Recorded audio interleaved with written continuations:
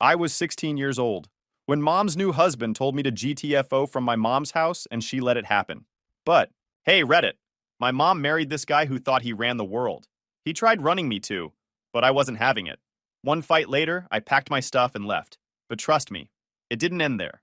Let me start from the beginning. I'm 16, name's Ryan. My dad, David, passed when I was 9. It was a car accident. Quick, no big drawn out thing. Just gone. Mom, Melissa, was on her own for a while. Then 3 years ago, she met Mark. They got married in less than a year. He's not a terrible guy or anything, but I never really warmed up to him. It always felt like he came in trying to be Dad 2.0 when I wasn't asking for one. They had a baby 2 years ago, my half-sister Lily. She's 2, turning 3 in July. Cute kid, loud laugh, loves throwing things at people's heads. I babysit if Mom asks. I make sure she doesn't fall down the stairs. I hand her snacks when she points and yells for them. But I don't do the whole "aw, my baby sister" thing Melissa clearly wishes I did. A couple weeks before the cookout, I was texting my best friend Chris about it. I told him how Mark kept pushing the whole family bonding thing, saying I should step up as a big brother and respect the man of the house. I texted, "He's just the guy Mom married, not my dad. I'll be decent to Lily, but I'm not playing house for him." Stuff like that. Then one afternoon, Melissa asked to borrow my phone because hers died and she needed to call her office. I gave it to her, no problem. I was making a sandwich, not even paying attention. Chris sent me a meme while she had it, so the text preview popped up. I didn't think about it until later that night when I realized she must have scrolled. You can just tell when someone's read something they shouldn't. Her face when she handed my phone back was stiff, like she was chewing on words she hadn't said yet. After dinner, she knocked on my door. "Ryan, can we talk for a minute?" she asked. "Sure," I said, figuring it was about grades or trash duty or whatever. She came in, sat on the edge of my bed. "I saw some of your texts with Chris," she said. "About Mark, about Lily. You sounded cold. Is that really how you feel?" I stared at her. "Wait, you read my texts?" "Only a little," she said quickly. "I was worried. You seem so distant, especially with Lily. You barely talk to her unless someone tells you to." "I'm nice to her," I said. "I just don't fake stuff." Melissa frowned like I'd spoken another language. "She's your sister. You should want to be close to her." I told her, "I don't hate her. She's a toddler. I just don't feel some automatic thing you want me to feel. I can't make it appear because you think I should." She didn't like that. "So you don't love her? Or Mark?" she asked, eyes sharp, like she wanted me to slip up so she could fix it. I shrugged. "I respect her as a kid, and him as your husband. That's it." Melissa pressed her lips together. "Families love each other, Ryan. You should want to spend time with us. Real time. Not just polite hellos." I said, "You can't flip a switch for feelings." I'm not lying about it just so it looks good. That seemed to hit a nerve. She was quiet for a long moment, then asked if she could read more of the texts to understand the context. I said no. "Why not?" she asked. "Because they're private," I said. "You wouldn't let me read your journal if you had one." She looked like I'd slapped her. Sat there on the edge of my bed, staring at the carpet, probably deciding whether to push harder. Finally, she sighed. "Grandma's birthday cookout is next weekend," she said. "Everyone will be there. Maybe it'll help you see what a real family looks like. After that, we'll talk properly." I didn't answer.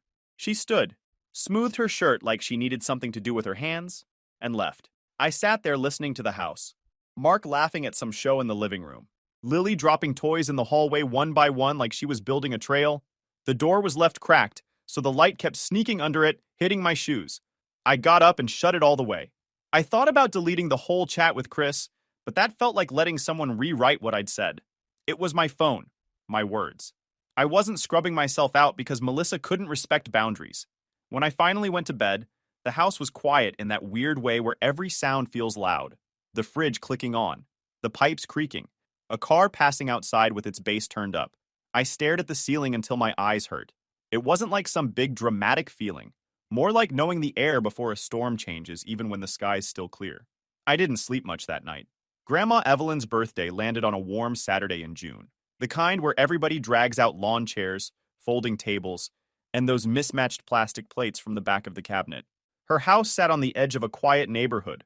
Long driveway, big yard, giant oak tree in the middle that's been there forever. By noon, the yard was full. My uncles unloaded coolers of soda, my aunts lined up casserole dishes on the picnic table, kids tore around with water guns. Someone had a little Bluetooth speaker playing the baseball game. Typical family chaos. I came with Mom, Mark, and Lily. I mostly stuck near the grill with my cousin Derek, who's a year older than me. We were flipping burgers while Grandpa George sat in his usual lawn chair, telling anyone who'd listen how they were overcooking the meat. Mark, of course, was everywhere at once, shaking hands, laughing too loud, acting like the world's best son-in-law. He kept offering to carry things for people, set up chairs, chase kids around. All big smiles, the friendly neighborhood dad routine. Man, your stepdad's really laying it on thick, Derek muttered, poking a burger with the spatula. Yeah, I said. That's him. I didn't plan on talking much. Just eat, help clean up, go home. But then Aunt Carol came over while we were handing out plates. She's the kind who always asks too many questions in front of the wrong people. So, Ryan, she said, you ever regret missing Katie's wedding last year? It was beautiful. Shame you couldn't come. I shrugged. Yeah, I wanted to. I wasn't allowed. Carol frowned. Not allowed? I should have stopped there, but I didn't. Mark said we needed a family day, I told her. His only day off, apparently. So no wedding. Carol glanced over at Mark, who was across the yard tossing a ball with one of my little cousins. Huh, she said slowly. I handed her a plate and thought that was the end of it. But Mark must have heard, because a minute later he walked up, still smiling but tighter now. Hey, Ryan, he said, voice a little too loud. Got something you want to say to me? I looked at him. I was just answering her question. Mark laughed without humor. Answering or complaining? People nearby started paying attention. The ball game on the speaker carried on like background noise while conversations died down. Mom came over, Lily on her hip. Mark, she said softly. Not now. But he wasn't letting it go. This kid talks big about family, Mark said to no one in particular. But he can't even respect the man of the house. A couple neighbors from next door glanced over the fence. My uncles went quiet. Carol looked like she wished she hadn't asked anything. Mom said again, Mark, stop. But he kept going.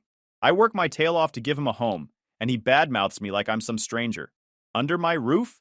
My rules. That's how it works. I stayed calm. No yelling, no cussing. Just said, you're not my dad, Mark. I'm not calling you that. Ever. You could feel the air snap tight. Someone muted the game. Kids slowed down, sensing drama even if they didn't understand it. Grandma and Grandpa exchanged a look from their chairs but didn't get up yet. Mark's face went red. You hear that? He said to the crowd. Not his dad. Just some guy, right? Then maybe he doesn't need to live in my house if it's so terrible. Mom shifted Lily to the other hip. Mark, stop it, she said through her teeth. But he pointed at me. No, let's be real. If you can't treat me like family, then pack your stuff. Go live with whoever you think is your family. People stared at the ground. Nobody wanted to be in it. Derek stepped over and muttered to me, just breathe, man. I didn't answer. Just kept my arms crossed. Grandpa finally stood up, slow like his knees hurt. That's enough, he said. Not loud, but everyone heard it. Mark didn't look at him. Kid's old enough to decide where he belongs? I said, fine.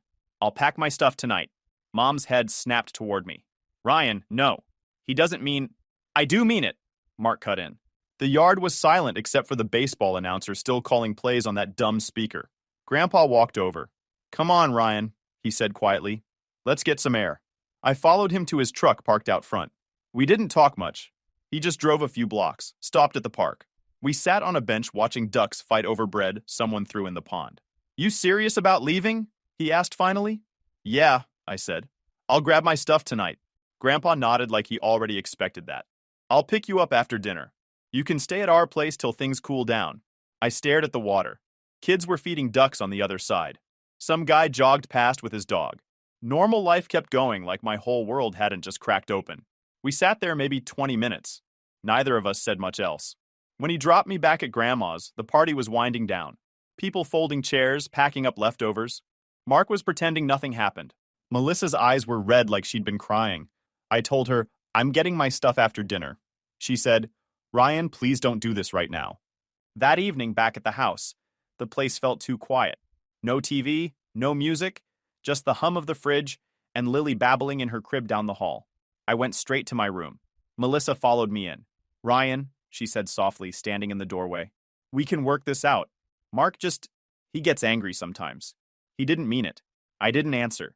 I was pulling my backpack out of the closet. It was the same one I'd had since middle school. One zipper tab broken, faded straps. I'm not staying, I said finally. She crossed her arms. You're overreacting. He was upset. You embarrassed him in front of everyone. I answered a question, I said. She looked frustrated. You didn't have to say it like that. I didn't argue. I started folding clothes. A couple jeans, 3 shirts, my hoodie, socks. Stuff I'd bought with Christmas money or that Grandma gave me. Anything Mark paid for stayed in the drawers. I wasn't taking his things so he couldn't throw that in my face later. On the shelf above my desk was a picture frame with my dad's photo. He was holding me on his shoulders at some park when I was maybe 5. Next to it, his old watch that didn't work anymore. The glass was scratched, band cracked, but I kept it anyway. Both went in the backpack carefully, wrapped in a t-shirt. Melissa stepped into the room. Where are you even going? Grandpa's, I said. She shook her head like she didn't believe me. Ryan, this is still your home. Mark made it clear what he wants, I cut in. Right then his voice carried from the living room. He better pack fast if he's going. Melissa flinched. I didn't respond. Ryan, she said again, quieter now. Please don't do this tonight. I zipped the backpack. I'm not waiting for him to kick me out twice. She leaned against the doorframe like she didn't know whether to cry or yell.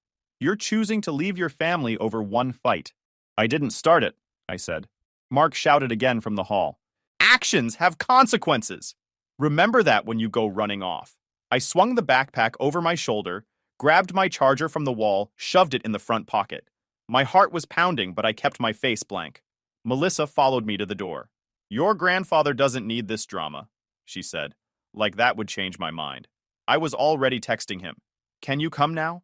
His reply came fast. Outside. He knew before I asked. Melissa looked like she might say more, but Lily started crying down the hall. She turned toward the sound automatically. I opened the door before she could come back. Grandpa's truck was parked at the curb, headlights off, engine running. He didn't get out, just gave me a small nod when I walked up. Evening, he said, like it was a normal ride somewhere. Hey, I said. He glanced at the backpack. Got what you need? Yeah. He didn't push for details. We drove in silence, tires humming on the road. Streetlights slid across the dash. After a few minutes, he said, You can stay with us tonight. I hesitated. Can I crash at Chris's first? Just for the night. Your call, he said. Chris lived 5 blocks away. Grandpa dropped me off, didn't even get out of the truck. Call me in the morning, he said. Thanks, I told him. Chris's basement was half finished. Old carpet squares on the floor, posters peeling on the walls. His dog, a fat beagle named Max, kept sniffing my backpack like it held secrets. You good, man? Chris asked, tossing me a blanket. Yeah, I said. Just tired. We didn't talk much. He went upstairs after a while. I lay on the couch listening to the house settle. Dryer running somewhere above. Max snoring like a chainsaw. The fridge kicking on and off. Couldn't sleep, though. Basement light from the small window cut across the floor. Smelled like dust and laundry soap. My head felt too full to rest, but my body was heavy like I'd run a mile. Around 6, Chris's mom made pancakes upstairs. I thanked them for letting me stay and headed outside. Grandpa's truck was already waiting at the curb. He didn't ask questions when I got in, just drove. Windows down, morning air cool and sharp. At his house, the spare room smelled faintly of motor oil from the garage below. Old posters of race cars on the wall, bed with a sagging middle but clean sheets. I dropped my backpack, sat on the edge of the bed, and for the first time since yesterday, felt like I could breathe. It wasn't much, but it felt safe. Grandpa George was already in the garage when I woke up that first morning. He had the door rolled up, coffee mug balanced on the workbench, and an old mower half taken apart in front of him. The air smelled like oil and cut grass. Morning, he said without looking up. Morning, I said back. He nodded toward a second wrench on the bench. Hand me that. I did. He showed me how to loosen a bolt that had rusted halfway through, how to keep pressure steady so it didn't snap. My hand slipped twice before I got it right. Skin on my knuckles split a little. Grandpa just passed me a rag. You'll get used to it. That was how most mornings started after that. He used to be a mechanic years ago before his knees gave out. Still did side jobs for neighbors. Mowers, leaf blowers, old cars, people didn't want to take to a shop. By the 3rd day, I could change out a mower blade, swap a spark plug, clean a carburetor without him saying much. The clink of socket wrenches, the smell of gas, the slam of a hood closing, those sounds filled the mornings instead of shouting back at Mom's house. I picked up a weekend job at Henderson's Hardware after a week. It was this small place 2 blocks from the library, aisles crowded with everything from screws to paint buckets. The owner, Mr. Henderson, was probably older than Grandpa, but sharp as a nail. Know anything about tools? he asked during the interview. Some, I said. Good enough. Start Saturday.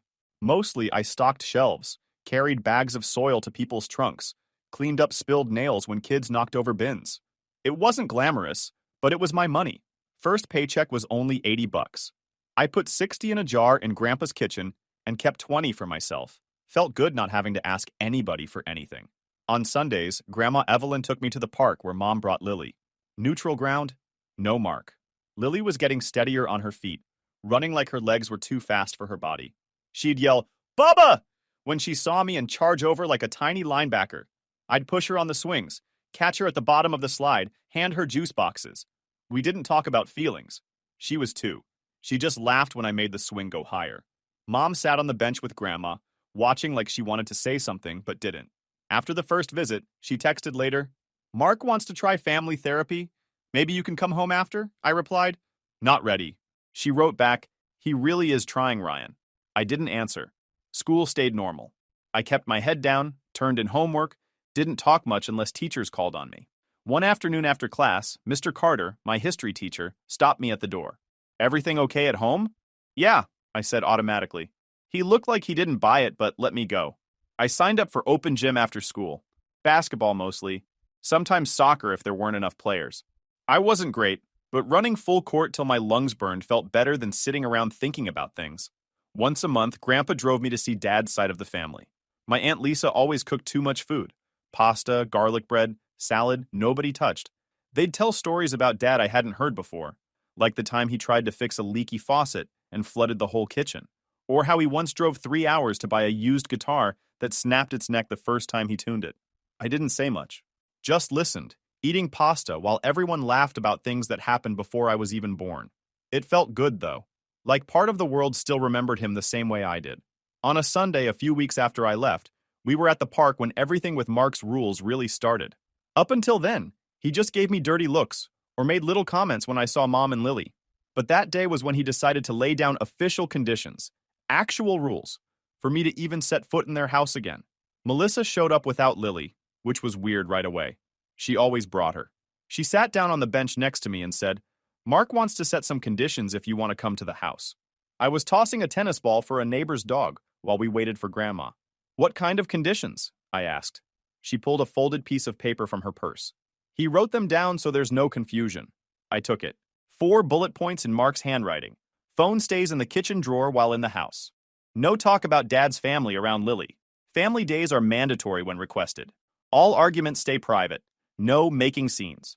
Melissa said he claims talking about Dad's side confuses Lily, that she needs one family story until she's older. I handed it back. So I have to give up my phone, avoid mentioning half my relatives, drop everything for him, and keep my mouth shut? "Ryan," Melissa said, rubbing her temple. "He's trying to make sure things don't get ugly again."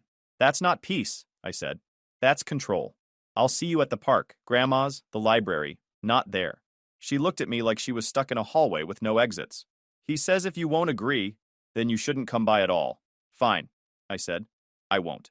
2 days later, I found out Mark changed the Wi-Fi password at the house. Melissa texted when I asked about it. "He doesn't want people using it who don't live here." It made me laugh out loud standing there in Grandpa's garage with oil on my hands. Changing the Wi-Fi felt like something a middle schooler would do, not a grown man. Grandma shook her head when I told her. "That man's got too much time on his hands," she muttered, passing me a wrench. Later that month, Lily's 3rd birthday came up. Melissa texted about the party at the house. "Mark says you can come if you can be polite and behave." Behave meaning what? Pretend he's my dad? Pretend the last few weeks didn't happen? I told her. "I'll skip it. Less drama that way."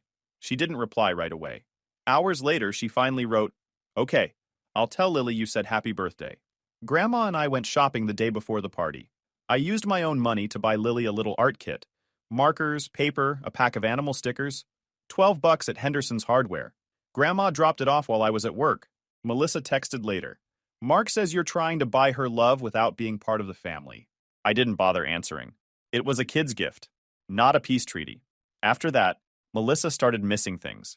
First was the small award I got at Henderson's for Employee of the Month. Mr. Henderson handed me a $20 gift card and shook my hand in front of the other 3 employees. Grandma came. Grandpa came. Melissa said she couldn't because Mark didn't want to drive over. Then she missed one of my basketball games. I wasn't a star player, but it was the first game we'd won all season. She texted after, "Sorry, couldn't make it. Mark had a headache." I just sent back, "Okay." Next was the open house at school. She always went to those before. This time she said Mark didn't think it was worth the gas since my grades were fine already. It became a pattern. Every time she canceled, her text got shorter. Like she knew how it looked, but didn't want to say it out loud. One night, Grandpa finally spoke up. Melissa had come by to pick up Lily after Grandma babysat. Mark stayed in the car with the engine running. Grandpa stood on the porch while Melissa buckled Lily into her car seat. He waited until the door closed before saying anything. "You're losing him," Grandpa said. Melissa froze. "Dad, it's complicated." "No," Grandpa said, shaking his head. "It's simple. That boy doesn't feel like he belongs in your house anymore. Every time Mark slams a door, you let him. Every time he sets rules, you follow them. Ryan notices. He's not stupid." Melissa's shoulders sagged. "I'm trying to keep everyone happy." "You can't," Grandpa said. "Not the way things are." Mark honked the horn. Melissa climbed into the passenger seat without looking back. The next day at work, Mr. Henderson asked if I wanted more hours before school started. I said yes. Might as well save up for a car eventually. Melissa didn't ask about the job. Didn't ask about school either. She texted once that week. "Lily wants to see you." I told her to bring Lily to the park Saturday. She said she'd check with Mark. Saturday came. Melissa didn't. Grandma showed up instead with Lily in tow. "Your mom had to stay home," she said, eyes tired. Lily ran over and climbed into my lap with a juice box. "Bubba," she said proudly, showing me the stickers from the art kit on her shirt. I smiled at her. Whatever else was going on, at least she was happy. August brought the neighborhood block event. Every year, the whole street set up tables along the sidewalks. People brought food. Kids rode bikes with streamers on the handles. Music played from somebody's porch. Family friendly, nothing fancy. Grandma took Lily early so Melissa could help set up. I came later with Grandpa, carrying a cooler of sodas. Mark was already there, doing his usual perfect dad routine. He was in charge of the grill, talking loud, laughing with neighbors, telling some story about changing the brakes on his car like it was life or death. But Lily was in full toddler mode that day. She kept running toward the street no matter how many times Melissa tried to grab her. At one point, she dumped a whole plate of pasta salad on the grass because she wanted the paper plate to make a hat. Mark snapped. "Melissa, keep her out of the road. I can't watch her and cook at the same time." His voice cut over the music. People turned their heads. Melissa said, "I'm trying, Mark. She's 3. Well, try harder." He slammed the grill lid shut so hard the tongs fell off the side. The music kept playing, but conversations dropped. A couple kids stopped riding their bikes to watch. Grandma shot me a look from across the tables like, "You seeing this?" Melissa scooped up Lily without answering and went to sit under a tree. Mark kept grilling with his jaw tight like nothing happened. 2 days later, Grandma said a neighbor told her this wasn't the first time. Mark apparently yelled at Melissa last month at the grocery store because she forgot his brand of cereal. Another time at the park when Lily wouldn't leave the playground. "People notice things," Grandma said while folding laundry. "Takes a while, but they notice." After that block party, the relatives who used to call Mark a real family man got quieter. At Lily's next playdate, Aunt Carol hugged Melissa a little longer than usual, asking if she was doing okay. Meanwhile, my life kept moving. Our summer league started up again, and this time we actually won more than we lost. I wasn't the star player, but I got decent minutes. It felt good hearing my name over the cheap gym speaker when I scored. In late August, our district rolled out a hybrid track, so half my classes moved online. Henderson's Hardware gave me more hours after that, since school was part-time online now. Some weekdays I worked the register. Other days I stocked shelves, hauled bags of mulch to trunks, or helped Mr. Henderson fix a wobbly shelf in aisle 3. Pay wasn't huge, but it added up. Grandpa and I also fixed a neighbor's old riding mower one Saturday. Belt replacement, oil change, sharpened the blades. Neighbor gave us $40. Grandpa handed me $20. "You did half the work," he said. Having my own money felt different. I could fill my gas tank when I borrowed Grandpa's truck, buy my own lunch, even pick up new sneakers without asking anyone. One evening, Dad's cousin Rick came by for dinner. He ran a small workshop where they built custom cabinets and fixed furniture. Over mashed potatoes, he asked what my plans were after high school. "Not sure," I said. He nodded. "You like working with your hands?" "We take weekend helpers. Learn the trade. Could be something steady after graduation." I said I'd think about it. Tried not to sound too eager, but my head was already buzzing. At the park visits, Lily started asking, "Where's Bubba?" If I wasn't there yet, Melissa would say, "He's coming," or "He's busy today." One time, Lily crossed her arms and pouted, "Bubba busy too much." Melissa looked at me then, like she wanted to say something, but I just pushed Lily on the swing until she laughed again. The last spark came a week later. Melissa texted me late one night. "We need to talk." Next day, she told me she caught Mark on her phone.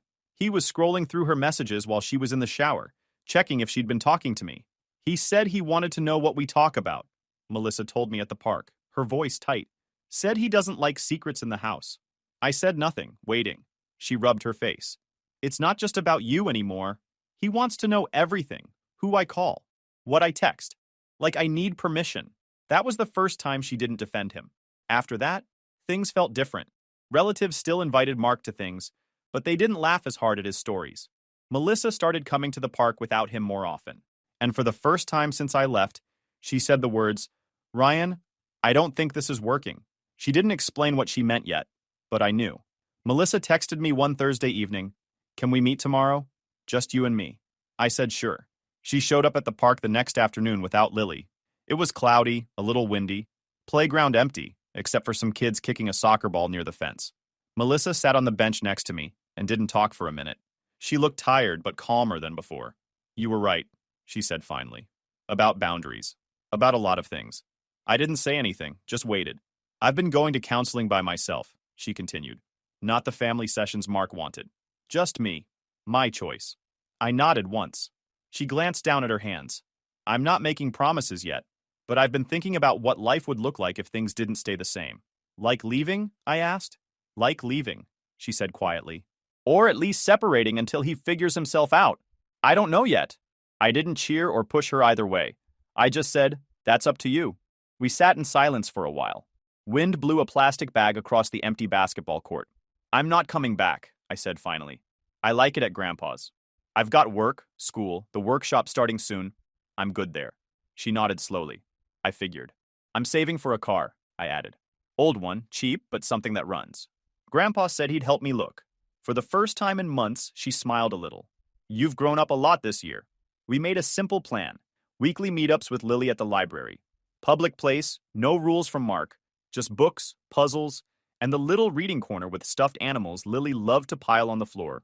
"Saturday mornings," Melissa said. "I'll bring her every week." "Okay," I said. 2 weeks later, I heard from Aunt Carol that Mark's blow-ups at home weren't staying quiet anymore. During his company's volunteer day, some park cleanup thing, he apparently yelled at another employee for using the wrong rake in front of the whole team. HR pulled him aside. He wasn't fired, but word spread fast. "People at his job keep their distance now," Aunt Carol said on the phone with Grandma. "Nobody wants to deal with him. Karma, I guess." I didn't have to do anything. Melissa started spending more time at Grandma's place with Lily after that. Sometimes for dinner, sometimes overnight when Mark worked late. One evening, I stopped by after work and noticed Melissa folding a blanket on Grandma's couch. "You staying here tonight?" I asked. "Yeah," she said. "Lily sleeps better here lately." She didn't give more details. She didn't have to. September rolled around, and we had our last basketball game of the season. Grandpa came like always, sitting near the front with his baseball cap and thermos of coffee. Melissa showed up too, alone this time, sitting a few rows back. No Mark. We won by 2 points. Not a championship or anything, but it felt good hearing the buzzer and seeing the scoreboard in our favor for once. Afterward, I walked over with Grandpa to where the coach was talking to a few parents. "This your grandson?" Coach asked Grandpa. "Yep," Grandpa said proudly. "Hard worker," Coach said to me. "Rick tells me you're starting at his workshop next month?" "Yeah," I said. "Weekends first, then maybe more after graduation." Coach nodded. "Rick says you show up on time and don't quit when things get tough. That matters." Coach knows Rick from the Booster Club. Rick rebuilt the ball racks last year. Grandpa clapped me on the shoulder. "Told you," he said. Melissa smiled from a few feet away, but didn't interrupt. After the game, we all walked out together. Melissa said she'd bring Lily to the library on Saturday. Grandpa reminded me about checking out used cars next weekend. It wasn't some big movie ending. No speeches, no group hug in the parking lot. Just plans made and people going home in different directions. That night, I sat on Grandpa's porch, listening to crickets and thought about everything since last summer. I wasn't rushing forgiveness, wasn't rushing anything. Melissa was making changes, real ones, but I needed time. I had work, school, the workshop, maybe a car soon. My life was moving forward whether Mark figured himself out or not. If Melissa kept choosing peace and honest effort, there'd be space for her in it. For Lily, too. The rest was on time. YouTube just dropped this new hype feature. If you're hooked on this story, smash that hype button. It tells YouTube this video deserves to blow up, and it keeps even crazier stories coming your way.